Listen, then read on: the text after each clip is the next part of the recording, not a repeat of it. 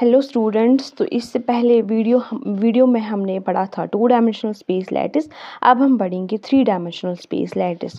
तो जैसे हमने 2 डायमेंशनल स्पेस लैटिस में देखा रेगुलर अरेंजमेंट होता है कंस्टिट्यूएंट पार्टिकल्स का, लेकिन 2 डायमेंशंस में 3 डायमेंशंस में क्या होता है, इसमें भी रेगुलर अरेंजमेंट होता है कंस्टिट्यूएंट पार्टिकल्स का, लेकिन 3 डायमेंशनल स्पेस में, जिसको हम कहते हैं क्रिस्टल लैटिस। ठीक है, दैट मीन्स कि यहाँ पे हमने एक 3 डायमेंशनल स्पेस लैटिस बनाया। ठीक है, स्पेस लैटिस ऐसा होता है लेकिन 3 डायमेंशनल वाला। यहाँ पे हमने एक लैटिस बना दिया, 3 डायमेंशनल स्पेस लैटिस। और यहाँ पे मैंने एक यूनिट सेल जो है यहाँ पे शो की है रेड वाले से। आप यहाँ पे देख सकते हो कि रेड वाले से हमने यहाँ पे यूनिट सेल जो है ये शो की है। ये यूनिट सेल क्या है, यही रिपीटिंग पैटर्न होता है, एक पूरे लैटिस में यही रिपीट होता है। तो जो हमें एक पूरा लैटिस जो है, पूरा क्रिस्टल लैटिस जो है जनरेट कर देती है। जो हमें यहाँ पे हमने ये यूनिट सेल बनाई है कि यूनिट सेल होती कैसी है 3 डायमेंशनल स्पेस में। अगर आप क्यूब को माइंड में लाओगे तो वैसा ही होता है यूनिट सेल 3 डायमेंशंस में। तो ये एक यूनिट सेल है। ठीक है, तो अब हम देखते हैं कि यूनिट सेल क्या होता है।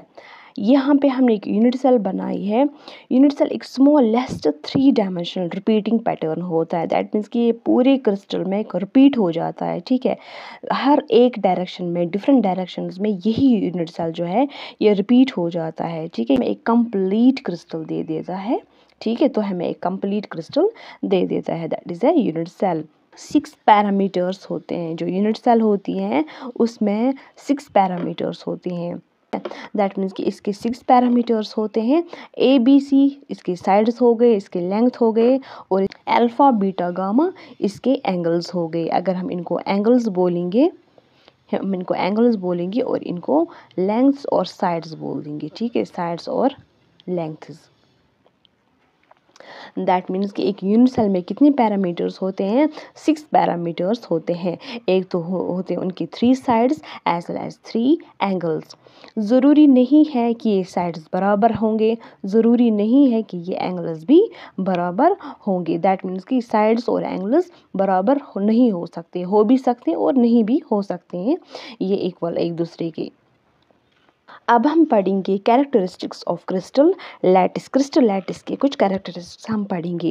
क्रिस्टल लैटिस में हमने देखा जो हर एक पॉइंट होता है क्रिस्टल लैटिस में, उसको हम कहते हैं लैटिस पॉइंट। जो हमने पीछे देखा, जो कंस्टिट्यूएंट पार्टिकल्स होते हैं हम उनको लैटिस पॉइंट्स के थ्रू शो करते हैं।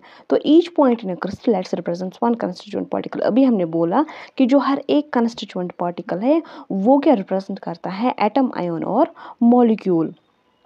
तो उसके बाद जो हमें 3 डायमेंशनल अरेंजमेंट मिल जाता है इन्हीं लैटिस पॉइंट्स का, तो ये हमें एक क्रिस्टल लैटिस देते हैं। जब ये लैटिस पॉइंट्स हम ज्वाइन कर देते हैं तो हम एक स्ट्रेट लाइन की वजह से हम इनको ज्वाइन करते हैं ताकि हमें एक फुल ज्योमेट्री मिल जाए।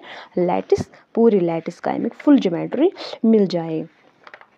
अगर हम यहाँ पे देखेंगे कि यहाँ पे जो एक क्रिस्टल लैटिस है, इसमें क्या करते हैं, पहले लैटिस पॉइंट्स होते हैं। जो आपने अभी कहा कि क्रिस्टल लैटिस में क्या होते हैं, लैटिस पॉइंट्स होते हैं जो हम रिप्रेजेंट करते हैं वन कंस्टिट्यूएंट पार्टिकल को, दैट इज एटम, आयन और मॉलिक्यूल। दैट तो इसमें एक रिपीटिंग पैटर्न भी होता है, एक रिपीटिंग पोर्शन भी होता है, that is called a unit cell. अब हम इनको ज्वाइन करते हैं बाय सॉलिड लाइन से ताकि हमें एक फुल ज्योमेट्री मिल जाए पूरी लैटिस की। अब हम पढ़ेंगे टाइप्स ऑफ यूनिट सेल, क्योंकि यूनिट सेल जो है उसके 2 टाइप्स होते हैं। एक होता है सेंटर्ड यूनिट सेल, जिसको हम बोलते हैं नॉन प्रिमिटिव यूनिट सेल। तो दूसरा होता है प्रिमिटिव यूनिट सेल, जिसको हम बोलते हैं simple unit cell.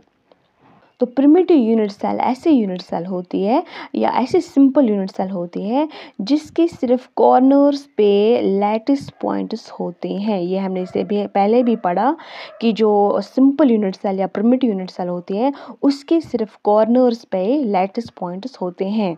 Centred unit cell जो है या नॉन प्रिमिटिव यूनिट सेल, ये ऐसे यूनिट सेल्स होते हैं जिसमें एक तो कॉर्नर्स पे होता है एज वेल एज बाकी पोजीशंस पे भी होता है।